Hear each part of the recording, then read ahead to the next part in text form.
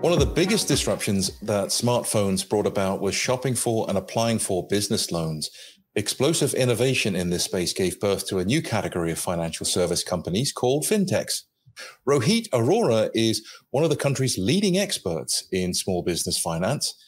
His company, Biz2Credit, uses technology to streamline the business funding process for small businesses. Rohit also oversees the Biz2Credit Small Business Lending Index, a widely reported monthly snapshot of small business loan approvals. And we wanted to ask him all about that and how Biz2Credit helps solve this small business matter of getting funded. Rohit, welcome to Small Business Matters. Yeah, thank you, Gary, for the opportunity.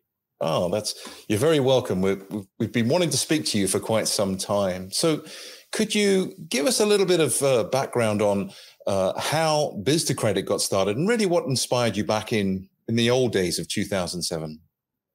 Yeah, so Biz2Credit as a company, me and my brother, we started it in late 2007, early 2008 time period in New York with a mission to help small businesses, at that point of time to get access to credit. So those were the days when mortgage boom was at its full. And it was very easy to get mortgage, but very difficult to get a business loan. And we thought, like, what if we build out a platform? These were pre-fintech days, pre-API days. And if we can build out a platform which can help, businesses to, get the access to credit the right way. So our mission and aim always was not to sell any leads to anyone. Our mission was to, curate the right business customer, give them the right, tools to go in and look at various options. At the same point of time, they should be able to give us access to their data, financial data, KYC, KYB kind of data, so that we can run all the data analytics, do the scorecard, and then, go back to the lenders and can give them complete picture of the credit profile of these borrowers and then help both sides to get what they want. So for business owners, it was trying to get a loan in a time-bound fashion, because for them, timing is everything. They have a big opportunity cost. And for a lot of lenders, it's like, if I have to do a $100,000 loan or $150,000 loan, it's very tough for me to, do a manual processing.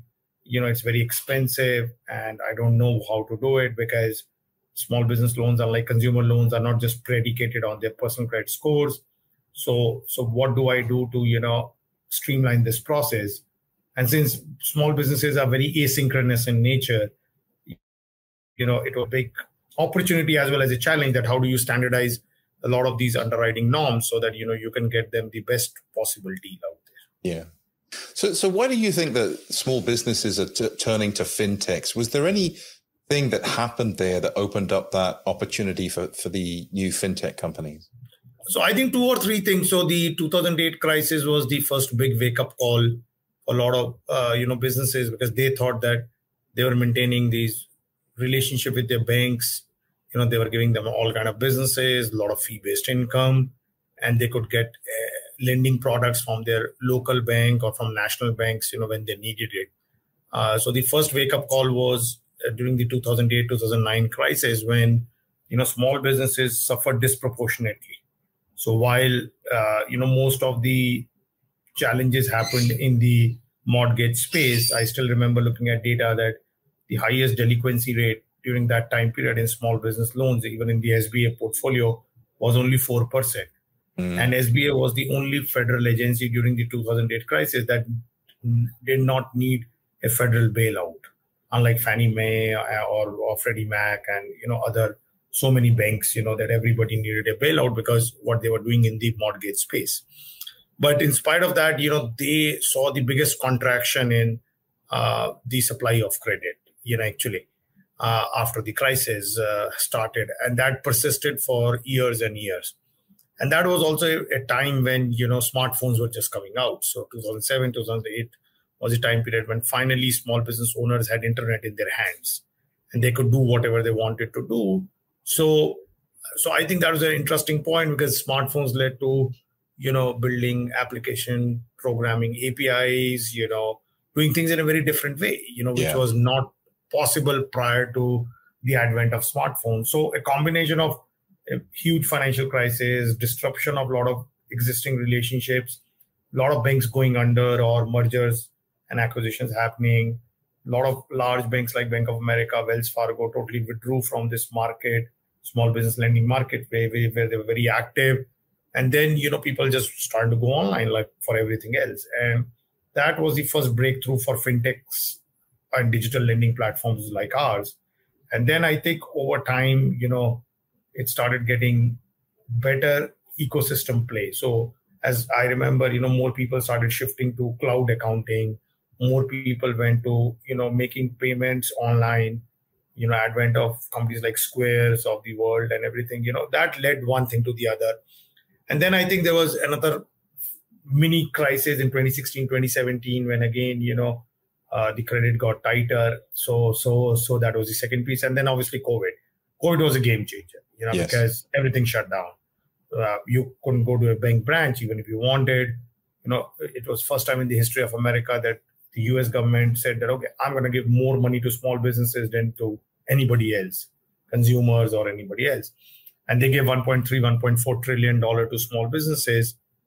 And that's where, the whole thing changed, because everything was digital, everything was online. And even banks who never had any digital channels were scampering overnight to build something online and do something around it. And I think the behavior of the customers and small businesses now is totally changed. Yes. Wow. So it's been quite a journey for your organization. And I remember in the early days of this space, that the banks were partnering with many fintech companies because they didn't, they had older systems, but the fintechs were more nimble and could put together solutions quite quickly. Is that still happening, Rohit? So I think there has been a lot of evolution in fintechs itself. A lot of fintechs have come and gone. Yeah. Banks have tried various models. Initially, it was like, give me leads and I will handle it. To like saying that, fintechs are going to compete against us. So we need to build something like our own to a point in the post-COVID world, like we have a platform or an offering on Biz2X side where we license our platform to banks and other lending institutions. And we are seeing an extremely strong demand in that, space. So we are like, now, in last 6-7 months, we have signed up, at least 30-40 banks. We'll close this year by signing 100+ banks on that platform. And we are seeing a lot of appetite among banks to do the whole 9 yards of small business lending, from origination to underwriting to closing and even account opening, for funding these loans. And also, I think what is starting to happen is that there is a clear divide between banks who are more forward-looking now and want to do something more aggressively, and banks which are still, like thinking about it and saying, okay, what should I do? Or they're just looking for an ability to get acquired, So we see a tremendous amount of consolidation coming in the banking industry over the next 2 to 3 years, because the branch networks are mostly useless, and the cost of now maintaining and operating a branch network is increasing every day. And with the high inflation, cost of minimum wage going up, just staffing up a lot of these branches is a big challenge for a lot of banks. And most of the customers now don't want to go to a branch anymore, so they want a full digital experience. So I think those things are really leading to more consolidation in the banking industry. That also leads to more partnerships. But at the same point of time, we also foresee that, players who are digital in nature, whether it's a bank or a non-bank, it doesn't matter anymore, will gain more and more market share. Yes. So you produced the Biz2Credit Small Business Lending Index. Could you tell us a little bit about that? What does that do, and who's the audience for that? Yeah, so we really started Small Business Lending Index in early 2011, because that was a time when there was a lot of credit crunch. Things were just starting to come back, and a lot of business owners and even policymakers wanted to know that what is happening in the industry in terms of access to credit, what is happening in terms of, who's giving what kind of loans or credit facilities. As a business owner, I wanted to know that who's going to be the best, option for me. So then, we have a marketplace. So we have multiple kind of lenders on our marketplace, and we have all this data because we process a large number of loan applications every month. And then we came up with that idea to start a lending index based on, that data that we already had, and seeing that, okay, how it compares and how do we benchmark different kind of lending institutions or different kind of, I would say even, channels of financing, kind of stuff. So it could be banks, non-banks, other institutional investors also. And that over the years, has become a very good flagship indicator about access to credit, what needs to be done, how it needs to happen. And over time, we have seen some very clear results. Like pre-COVID, it was rising for 2-3 years. COVID came, it just stalled or dropped very, very significantly. It's now coming back again, but very slow. So I think that clearly captures that's what's happening in the market, what the trends are. And then it's also a great tool now to predict that when the next recession comes, because there's as the interest rates go up, a lot of people are predicting there'll be next recession, that what could happen during that kind of a recession for a small business credit. So what if I'm a small business and I come to Biz2Credit? Are there tools that you offer them to determine whether they qualify for financing? So that's a very good question. So see, one is our platform for business owners is free of cost. Second thing is that we provide them with what we call virtual CFO platform, where they can come in, they can fill out their application, they can benchmark their businesses with other businesses in their geography, industry, sub-industry, age, revenue kind of stuff. They can see that, what are the things that they are doing better, where they can do better. So simple things like, if they have a lot of bounce payments in their accounts, so that leads to more overdraft fees, because overdraft fees are still very persistent in the business space while they're going away in the consumer space. So how much money they're spending on that, how that impacts their business credit, so that's on the negative side. On the positive side is like, if they are balancing their books well, they are able to pay their bills on time, they're able to collect money on time, they have been consistently growing their business, they're improving their margins.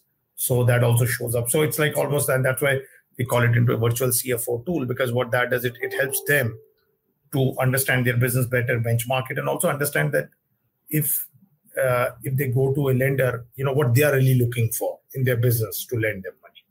Yes. So what if it's, we've had a record number of small businesses started during the pandemic. I think in 2021, it was like 5.4 million new businesses. And many of these are going to be unscored for a period of time here. Are you able to, do you use, credit scores, or are you looking at cash flow info? How are you making decisions on some of the newer businesses that are starting up?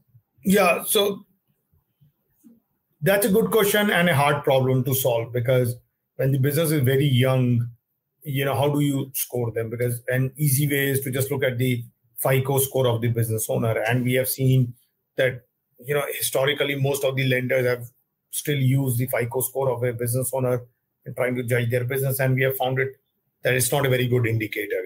It's a leading indicator, but not really a good indicator in terms of, how the business will do.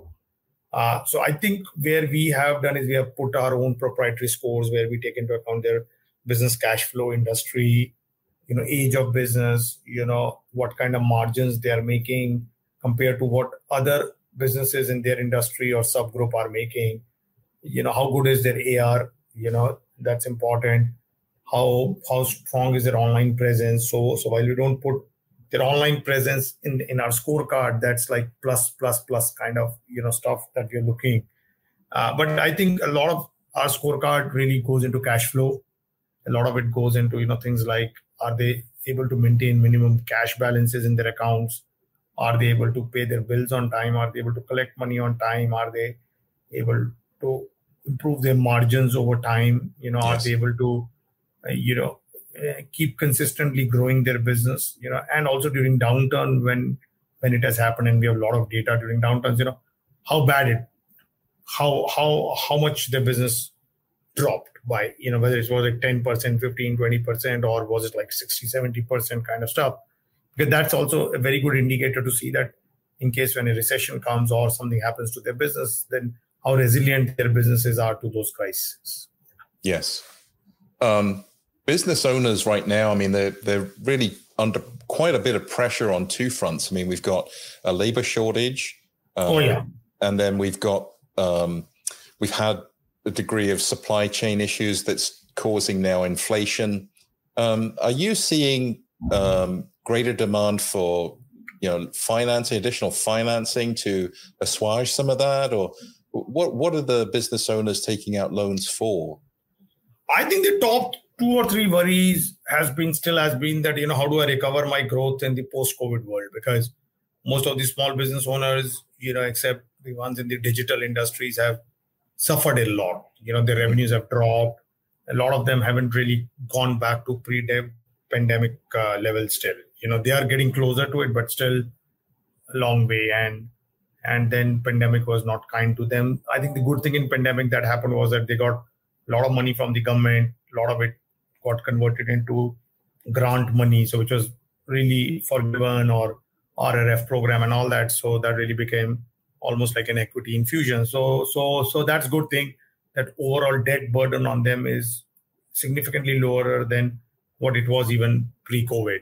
Having said that, I think the worry is how do they get the growth back? Now in order to get the growth back, how do they get people back to work? Because the minimum wages have gone up massively. It's like now $20 plus.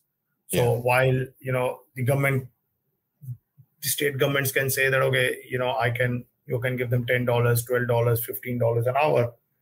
Today, in any business, if you want a good worker to work for you, it's $20 plus. Plus healthcare, there's that where the costs have gone up a lot. So one is how to find workers, how to find people, even if you are willing to pay more money. Then the other thing is costs have significantly gone up. So how do you, balance your own business while you have to increase the,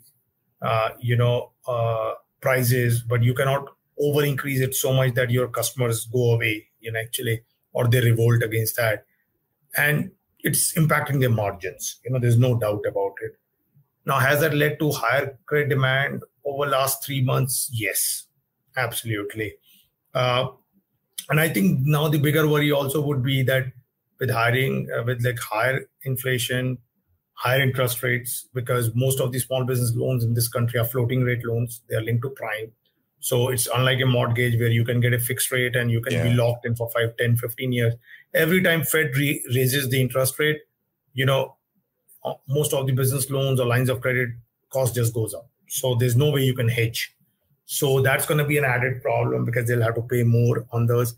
And then if recession comes in, then obviously it looks like more asset price recession than a Main Street economy recession. But if recession comes in and consumer spending drops, then that's going to again impact small businesses.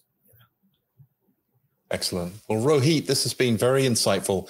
Where can our audience learn more about Biz2Credit and everything you've got going on there? So we have our website, Biz2Credit.com. We have a knowledge center out there. We publish our index. We publish our report on women entrepreneurs every year. We are going to publish our report on top 25 cities for small businesses in May, which is the National Small Business Month.